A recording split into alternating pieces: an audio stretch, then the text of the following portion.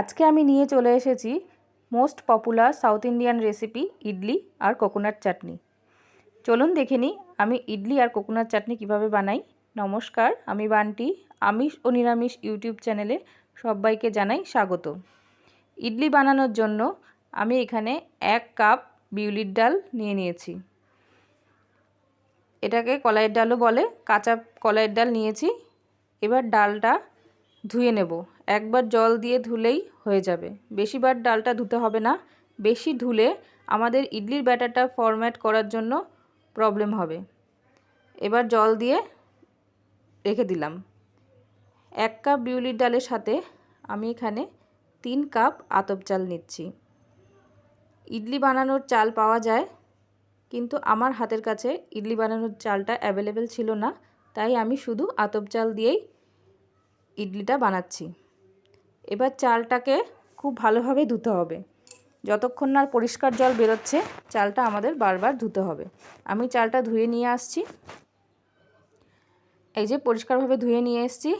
এবার পরিমাণ মতো জল দিয়ে চাল আর ডালটা আলাদা আলাদাভাবে 5 থেকে 6 ঘন্টা ভিজিয়ে রাখতে হবে। এবার চলে এসেছি ব্লেন্ড করতে। একটা মিক্সার জারের মধ্যে বিউলির ডালটা নিয়ে নিচ্ছি। তারপরে অল্প পরিমাণে জল ব্যবহার করে আমি ডালটা পেস্ট করে নেব। আমি ডালটা পেস্ট করে নিয়ে আসছি। এই যে আমাদের ডাল পেস্ট করা হয়ে গেছে। এরকম হবে আমাদের ডালের ঘনত্বটা, ডালের পেস্টের ঘনত্বটা ঠিক এরকম হবে, পাতলা হলে চলবে না। অল্প অল্প করে জল দিয়ে পেস্ট করতে হবে। এরপর ডাল বাটাটা একটা পাত্রের মধ্যে ঢেলে নিলাম। এবার চালটা আমরা পেস্ট করে নেব। এই যে ভেজানো চালটা ঢেলে নিচ্ছি মিক্সার জারের মধ্যে। ঠিক অল্প অল্প জল দিয়ে চালটা পেস্ট করতে হবে। বেশি পাতলা হয়ে গেলে কিন্তু আমাদের প্রবলেম হবে, তাই অল্প জল দিয়ে আমি চালটা বেটে আনছি। আমার রেসিপিগুলো যদি আপনাদের ভালো লাগে আমার চ্যানেলটা সাবস্ক্রাইব করে দেবেন, ভিডিওতে একটা লাইক করবেন, শেয়ার করবেন, কমেন্ট করে জানাবেন কেমন লাগছে। এই যে চালটাও আমাদের বাটা হয়ে গেছে। এবার ওই ডাল বাটার মধ্যেই চালের বাটাটা দিয়ে দিলাম। এবার আমাদের মেন কাজটা করতে হবে, ফেটাতে হবে।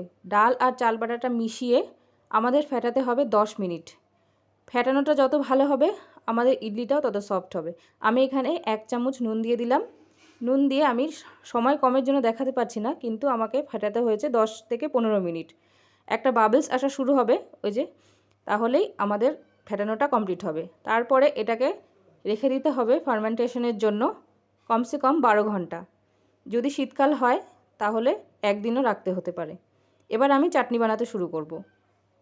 আমি নিয়েছিলাম 1/2 কাপ নারকেল, 1/2 কাপ ভাজা ছোলা আর 2 টেবিল চামচ ভাজা বাদাম, 1/2 ইঞ্চি আদা, 3-4টে কাঁচা লঙ্কা আর ড্রাই রোস্ট করা জিরা, গোটা জিরা ড্রাই রোস্ট করে নিয়েছিলাম।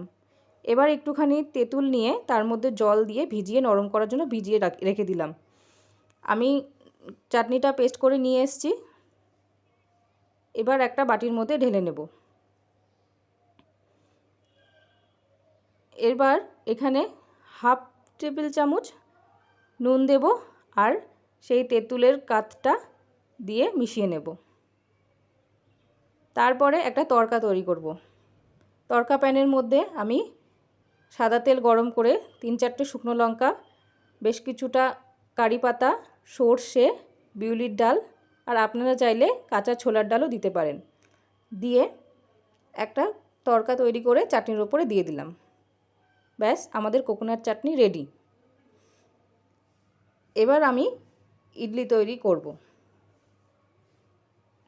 চাটনিটা এক সাইডে রেখে দেব।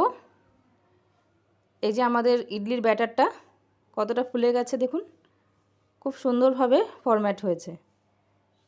এই যে আমি চামচ দিয়ে সরিয়ে দেখাচ্ছি ভেতরটা।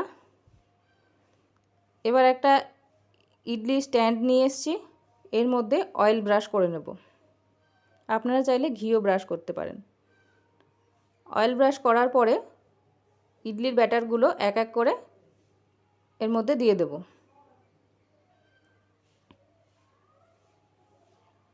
এই যে আমি এক এক করে সবকটা ট্রের মধ্যে অয়েল ব্রাশ করে নিয়েছিলাম।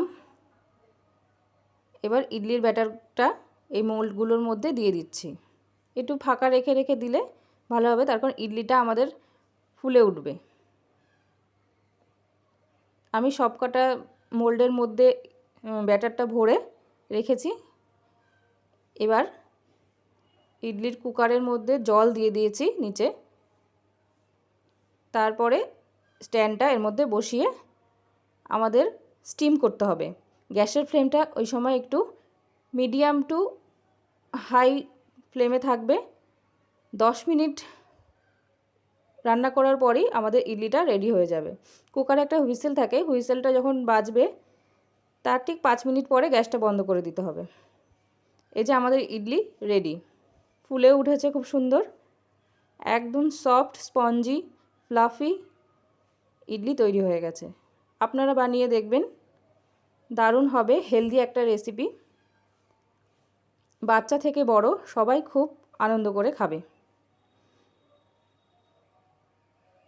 এই যে আমাদের ইডলিটা খুব সুন্দর হয়েছে, আমি হাতে নিয়ে দেখাচ্ছি, নরম, একদম তুলতুলে নরম হয়েছে,